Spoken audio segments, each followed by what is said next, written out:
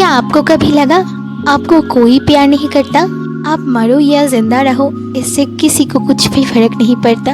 आपकी केयर करने वाला इस दुनिया में कोई भी नहीं है। ऐसा ट्रेजेडी शायद ही किसी के साथ होता है, लेकिन हमारी हीरोइन उनमें से एक है। उसके लाइफ में भी बहुत सारे मुश्किलें हैं। वो कभी भी परेशानियों से अपना पीछा नहीं छुड़ा पाती, लेकिन कहते हैं ना, गॉड ने हमेशा सबके लिए कुछ न कुछ सोच के रखा है और समय आने पर जरूर उन्हें वो चीज मिल ही जाता है। तो दोस्तों चलिए देखते हैं हमारी हीरोइन कैसे अपने बैड लक को गुड लक में कन्वर्ट करती है और उसके लाइफ में ऐसा कौन आता है जिसकी मदद से वो ये सब कर पाती है।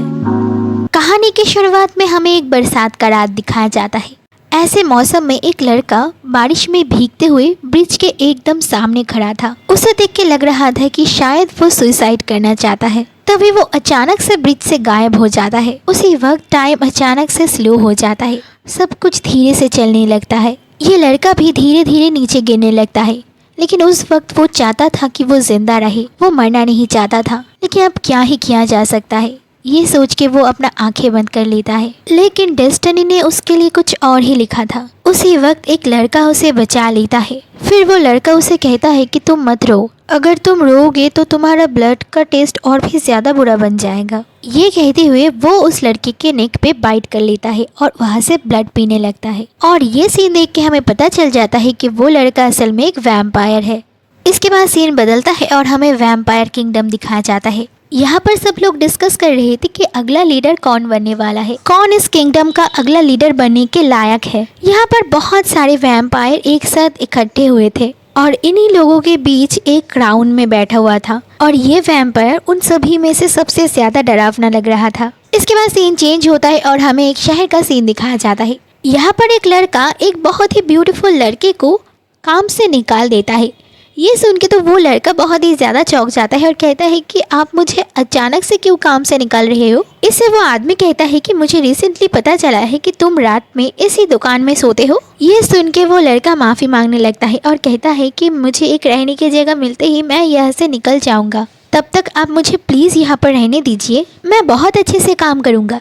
लेकिन ये सब सुनने के बाद भी वो आदमी राज़ी नहीं होता और कहता है कि मुझे तुम्हारे काम से कोई प्रॉब्लम नहीं है, ये एक लड़कों का रेस्टोरेंट है, लेकिन तुम्हारी वजह से यहाँ पर हर दिन बहुत सारे लड़कियाँ आते हैं, इस वजह से लड़के खाना भी ठीक से एंजॉय नहीं कर पाते, इसलिए मुझे तुम्हें निकालने के अलावा और कोई रास्ता नहीं है। ये कहते हुए वो आदमी उस लड़के का सामान उसके हाथ में पकड़ा देता है। वो लड़का काफ़ी बार मिन्नती करता है, लेकिन वो आदमी नहीं मानता और दरवाज़ा बंद कर देता है। इसके बाद वो थके हुए शहर में इधर उधर भटकने लगता है।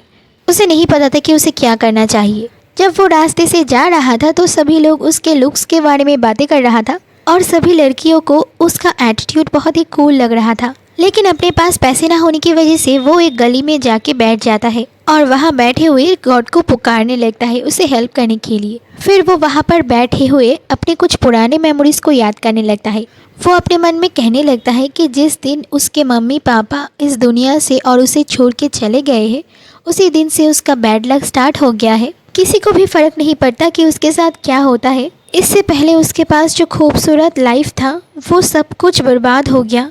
अब उसके पास कुछ भी नहीं है और ऊपर से उसके कोई भी रिलेटिव्स उसे अपने पास भी नहीं रखना चाहता। किसी को उसकी फिक्र नहीं है। वो इस दुनिया में अकेला है और ऐसा ही चलता आया है हमेशा। जब वो थोड़ा सा बड़ा हुआ तब उसके एक रिलेटिव के घर से भी वो निकाल दिया गया और तब से वो जॉब्स के लिए कोशिश कर रहा है। वो एक जॉब पाने के लिए काफ़ी जगह पर गया, लेकिन कोई भी उसे काम नहीं दिया। इतना कोशिश करने के बाद आखिर में उसे एक काम मिला, लेकिन वो वहाँ से भी निकाल दी गई। ये सब सोचते हुए चलते चलते वो एक ब्रिज के सामने आके पहुँचता है। इसके बाद हमारा सीन चेंज होता है और हमें एक कैफ़े का सीन दिखाया जाता है। इस कैफ़े में बहुत सारे लड़कियाँ आते हैं और यहाँ के स्वीट टेस्ट करते हैं और उन सभी को ये स्वीट्स बहुत ज़्यादा पसंद आते हैं। और यहाँ पर उन लोगों को सर्व करने के लिए बहुत सारे ब्यूटीफुल लड़के भी थे, आई मीन हैंडसम लड़के थे। और दूसरी तरफ ये लड़का बारिश में भीगता हुआ भाग रहा था।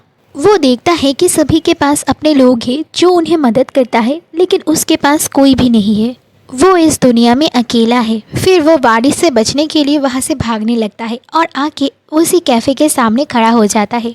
यहाँ पर खड़े होने के कुछ टाइम बाद ही उसे अचानक से चक्कर आने लगता है और वो अचानक से गिर भी जाती है।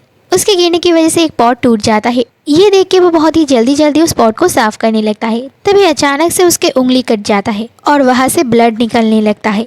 तभी एक लड़का पीछे से आके उसका हाथ पकड़ लेता है और वो लड़का उस हाथ को अपने माउथ के इतने करीब ले आता है कि लग रहा था कि वो उस ब्लड को पीने वाला है, लेकिन वो खुद को किसी तरह से कंट्रोल करता है और उसको कहता है कि आप मेरे साथ चलिए, मैं इसको देखता हूँ, और उसे वहाँ से लेके जाता है पीछे के रूम में। यहाँ पर आने के बाद वो सफ़ेद हेयर वाला लड़का काफ़ी अजीब दिख रहा था।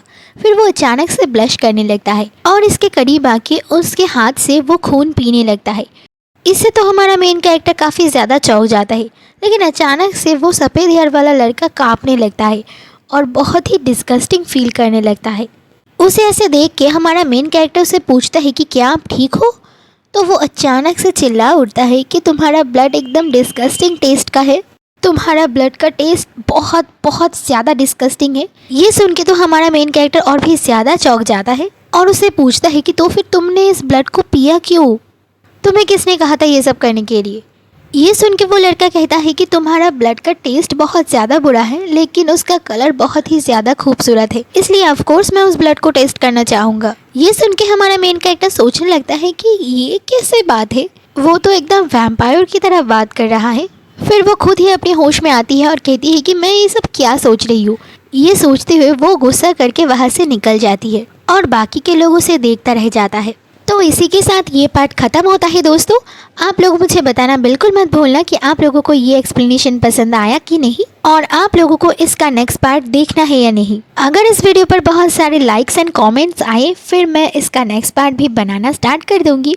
तो दोस्तों, अगर आप लोगों को इसका नेक्स्ट पार्ट देखना है तो वीडियो को लाइक कर दो और कमेंट करो कि आपको भी इस वीडियो का नेक्स्ट पार्ट देखना है, और आप लोगों को ये कहानी कैसा लगा ये भी बताना बिल्कुल मत भूलना। तो ठीक है दोस्तों, आज के लिए इतना ही, मिलते हैं नेक्स्ट पार्ट में, तब तक के लिए bye bye, see you later guys.